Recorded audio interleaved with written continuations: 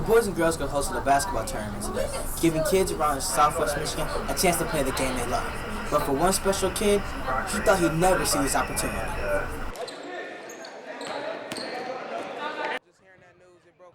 Keon Casey's dreams of playing sports was cut short at a young age. I used to play football for Hackett Catholic Central and stuff like that. So just hearing that news, it broke my heart.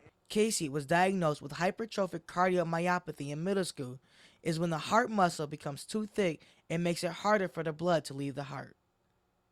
Since being diagnosed, Casey wasn't allowed to participate in any physical activities until he found the Boys and Girls Club. But at the Douglas, I get to play basketball, I get to hoop with my friends and stuff like that, and I get to have a good time while getting active. One of the cases where this kid can still have the experience of playing in a tournament, a meaningful tournament, meaningful games that they have refs, scores, jerseys, to give him that experience that he wasn't able to experience at the high school level. James Varnsdale, who is the director of the team basketball at the Boys and Girls Club, feels like everybody deserves a shot to play the game they love. I'm going to say 7% of the kids either got cut by the high school team or don't have the grades to participate on a high school team or go to an alternative school that doesn't offer a high school Tournament for everybody to come. Other tournaments that we went to, we had to pay a fee. This tournament, it's free. You get a trophy and you eat something, so it was good to get back to the community, I guess. And as for Keon Casey, he doesn't let his heart condition or the doctors stop him from playing the game he loves. Being out there with Keon Casey, it looked like he never had a heart condition. Now, the doctors won't allow him to participate in any school activities or participate in his high school team. But his mom allows him to play for the Boys and Girls Club because she feels he needs to be able to be a kid and have fun with his friends. Basketball tournament, giving the high school kids an opportunity to play the game that they love. Today we have 8 different Boys and Girls Club or other youth organization that comes together every year. This is our 7th annual invite for Boys and Girls Club and other organizations in Indiana and Michigan. Come compete in a basketball invitational or basketball tournament.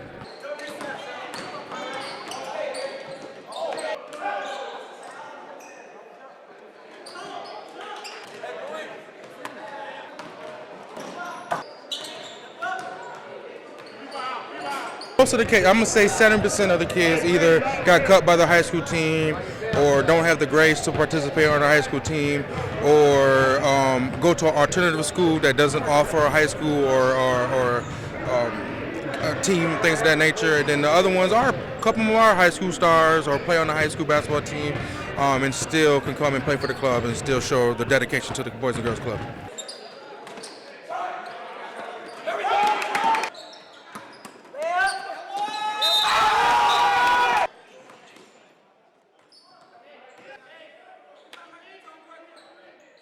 I think the tournament was a great idea. I definitely applaud the staff who put this tournament on. It gives the kids a chance to work together as a team, learn about teamwork, leadership, and just building their character here at this tournament.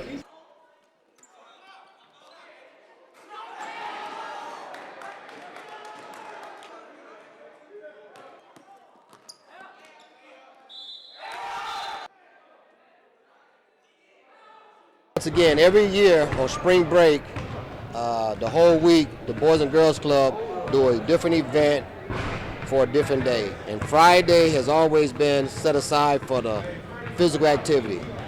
We tried a couple events, but basketball has always been the one that draw the most interest. And it gives all the members of Boys and Girls Club an opportunity to play, no charge, and then you get a chance to interact with other Boys and Girls Clubs throughout the state and in Indiana. And it's very, very positive atmosphere. They get a gentleman, a lot of the guys who don't play for their school for whatever reasons, get them opportunity to come out and play and compete.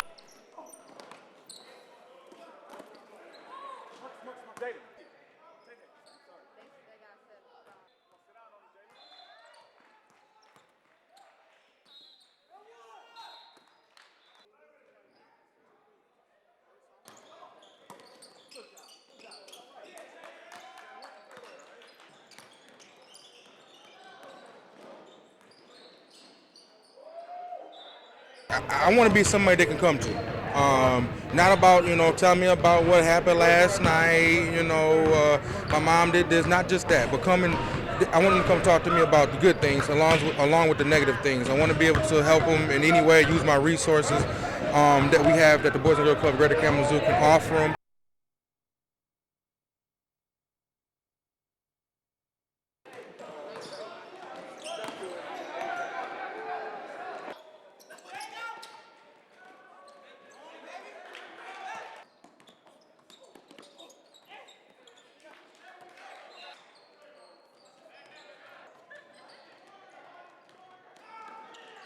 Well, it's a lot of fun for the kids because they get to play amongst people that they really don't know and get a chance to build a relationship as friends with them. So it's very important for me to bring my Grand Rapids team down to this tournament every year so they can participate in this and get a great experience.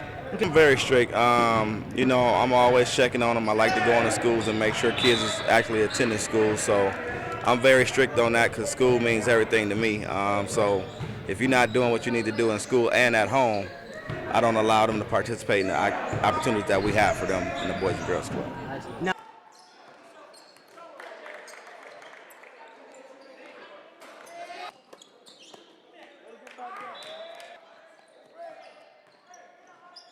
we had teams from Grand Rapids all the way to Ben Harbor, and just to see these kids' smiles was probably the highlight of the day. It's deep in March, and the state of Michigan is all over this madness. Fair State on the ice and Michigan State on the basketball court. All three teams tried to advance to the Elite Eight this weekend. Let's start off on the ice, where the number 2 seed Fair State take on the number 3 Colgate in Cincinnati, Ohio. Jared Mayhew with the putback right here, if you see it, he drops in the back of the corner to go up 1-0 against the Colgate. Fair State defense held on pretty strong to take on a 1-0 lead and advance to the Elite Eight, and they'll take on either Wisconsin or North Dakota. One advance, and the other one is trying to keep pace with the other. In New York City, the number 4 seed Spartans take on the number 1 seed Virginia. Surprisingly, the Spartans are a slight favorite against the ACC champs. This game with the late start, but as you can see, Spartans up 8-7 in the first half. The winner advances to the Elite Eight to take on the UConn Husky, who beat the number 3 seed Iowa State. Michigan returns to Indianapolis, where this city hasn't been so kind to them, losing last year to Louisville in the national championship game, and this season to Michigan State in the Big Ten championship game. This time, a different result. Despite losing a 15-point lead to Tennessee, they were able to hold on in the final seconds to advance to the Elite Eight, winning 73-71. Senior Jordan Morgan leads the Wolverines with 15 points. So pleased to get this win. Certainly was. Now the Wolverines can sit back and watch Kentucky versus Louisville to see who they might see on Sunday in the Elite Eight. I know the Wolverines want another crack at the Cardinals. Louisville's up 16-5 early in the first period. Miguel Cabrera joins the money team as Miggy and the Tigers agreed to an 8-year deal worth $248 million, which is added onto his 2-year deal still with the Tigers, which brings it to a total of $292 million. This is the biggest contract in American sports history. The deal also includes 2 separate $30 million investing options that can bring it up to a 12-year deal, and check this out, it brings a total to $322 million. This can make Miguel Cabrera a Tiger for life. Last 3 years we've been in the playoffs. The Tigers finished up the Grapefruit League this weekend against the Tampa Bay Rays, beating them 6-3. They finished 15-12. Opening day is Monday against Kansas City Royals. The Bad Boys returned to the Palace tonight for the 25th anniversary celebration. Most of the 1989 championship team was there in the Palace tonight. Key people missing: Dennis Rodman and former coach Chuck Daly, who passed away in 2009. And after honoring the champs, it was a game to be played. And the Pistons looked bad awful. LeBron James, deep from 3 here, put him up by 19 points. And look, check out this poster play by Chris Bosh whoa, that's a SportsCenter top play. The Pistons looked pretty bad as they lost to the Miami Heat 110-78. Isaiah Thomas should have laced up tonight and maybe gave the Pistons a shot. And this Vance Goen, we have weather.